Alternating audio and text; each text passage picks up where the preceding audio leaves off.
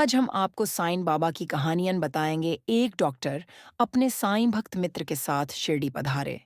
उन्होंने मित्र से कहा कि तुम ही दर्शन करने जाओ, मैं नहीं जाऊंगा, क्योंकि मैं श्री राम के अलावा किसी के समक्ष नहीं झुकता, खासकर किसी यवन के समक्ष, और वह भी मस्जिद में तो कतई नहीं। मित्र के कहा कि तुम्हें वहां कोई झुकने या नमन करने को कोई बाध्य नहीं करेगा, अतः मेरे साथ चलो, आनंद रहेगा।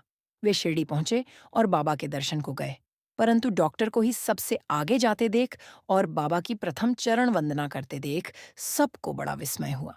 लोगों ने डॉक्टर से पूछा कि क्या हुआ।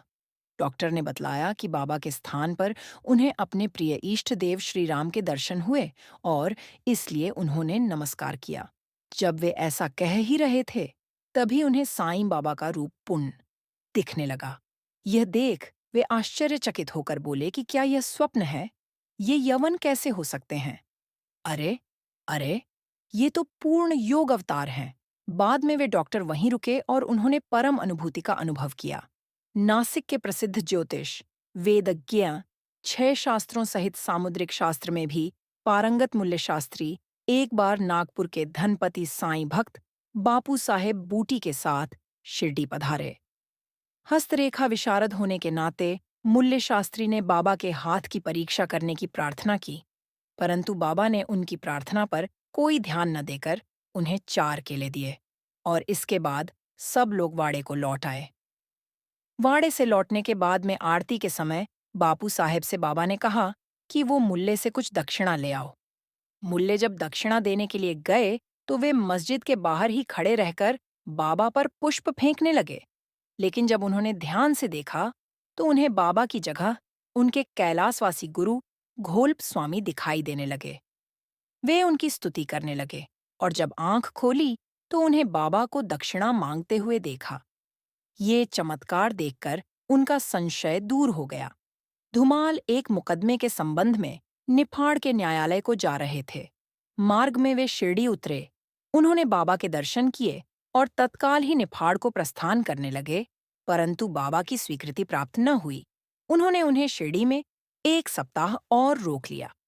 इसी बीच में निफाड़ के न्यायाधीश उदर पीड़ा से ग्रस्त हो गए। इस कारण उनका मुकदमा किसी अगले दिन के लिए बढ़ाया गया। 1 सप्ताह बाद भाऊ साहेब को लौटने की अनुमति मिली। इस मामले की सुनवाई कई महीनों तक और 4 न्यायाधीशों के पास हुई।